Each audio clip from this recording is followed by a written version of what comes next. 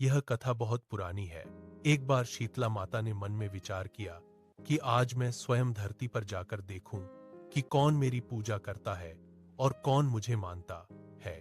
यही सोचकर शीतला माता धरती पर राजस्थान के डूंगरी गांव में आई।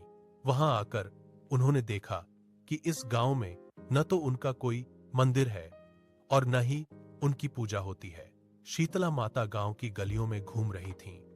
तभी एक मकान की छत से किसी ने चावल का उबला हुआ पानी मांड नीचे फेंक दिया। वह खौलता हुआ पानी शीतला माता के ऊपर गिरा, जिससे उनके शरीर पर छाले पड़ गए और पूरे शरीर में भयंकर जलन होने लगी। शीतला माता इधर उधर भागते हुए चिल्लाने लगी, हाय, मैं जल गई, मेरा शरीर तप रहा है, कोई मेरी सहायता करो। परंतु उस गांव में किसी ने उनकी सहायता नहीं की। उसी समय अपने घर के बाहर एक कुम्हारिन बैठी हुई थी। उसने देखा कि एक बूढ़ी मां बहुत बुरी तरह जल गई है। उसके पूरे शरीर पर छाले पड़ गए हैं और वह जलन सहन नहीं कर पा रही है। कुम्हारिन ने करुणा से कहा, मां, आप यहां आकर बैठ जाइए, मैं आपके ऊपर ठंडा पानी डालती हूं। उस कुम्हारिन ने बूढ़ी मां के शरीर पर खूब ठंडा पानी डाला और फिर बोली, मां, मेरे घर में रात की बनी हुई राबड़ी और थोड़ा दही रखा है, आप दही राबड़ी खा लीजिए।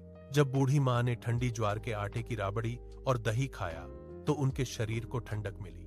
फिर कुम्हारिन बोली, मां, आपके बाल बिखरे हुए हैं, आइए मैं आपकी छोटी गूंथ देती। जब वह कंघी कर रही थी तभी उसकी दृष्टि बूढ़ी मां के सिर के पीछे पड़ी।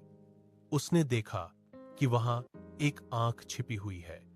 यह देखकर वह डर के मारे भागने लगी। तभी बूढ़ी मां ने कहा, रुक जा बेटी, मत डर, मैं कोई भूत प्रेत नहीं हूं, मैं शीतला देवी हूं।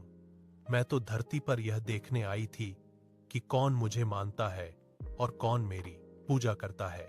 इतना कहते ही माता अपने वास्तविक रूप में प्रकट हो गईं, 4 भुजाओं वाली, हीरे जवाहरात के आभूषण धारण किए हुए और सिर पर स्वर्ण मुकुट लगाए हुए।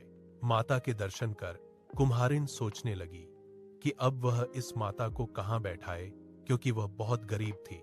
माता ने उसके मन की बात जान ली और बोली, बेटी, तू किस सोच में पड़ गई है?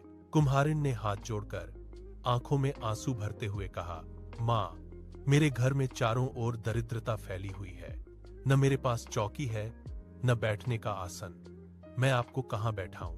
यह सुनकर शीतला माता प्रसन्न हुई। उन्होंने कुम्हारिन के घर के बाहर खड़े गधे पर बैठकर एक हाथ में झाड़ू और दूसरे हाथ में डलिया ली। माता ने झाड़ू से उस कुम्हारिन के घर की सारी दरिद्रता समेटकर डलिया में भर दी और उसे दूर फेंक दिया। फिर माता ने कहा, बेटी, मैं तेरी सच्ची भक्ति से बहुत प्रसन्न हूं, अब तू मुझसे कोई भी वरदान मांग ले। कुम्हारिन ने हाथ जोड़कर कहा, मां, मेरी इच्छा है कि आप इसी डूंगरी गांव में स्थापित होकर यहीं निवास करें। जैसे आपने मेरे घर की दरिद्रता दूर की है, वैसे ही जो भी व्यक्ति होली के बाद आने वाली सप्तमी को श्रद्धा भाव से आपकी पूजा करे, आपको ठंडा जल, दही और बासी ठंडा भोजन अर्पित करे, आप उसके घर की दरिद्रता भी दूर करना, आपकी पूजा करने वाली स्त्रियों का अखंड सुहाग बनाए रखना और उनकी गोद सदा भरी रखना। साथ ही जो पुरुष शीतला सप्तमी के दिन नाई से बाल न कटवाएं, धोबी को कपड़े न दें, ठंडा जल, नारियल और फूल अर्पित करें और परिवार सहित ठंडा बासी भोजन करें, उसके व्यापार और काम धंधे में कभी दरिद्रता न आए। माता ने कहा, तथास्तु बेटी, तूने जो भी वरदान मांगा है मैं सब देती हूं। साथ ही मैं तुझे यह आशीर्वाद देती हूं कि धरती पर मेरी पूजा का मुख्य अधिकार केवल कुम्हार जाति को ही होगा।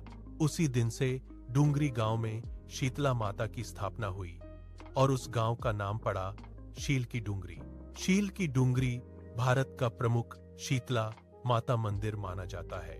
वहां शीतला सप्तमी के अवसर पर विशाल मेला भरता है।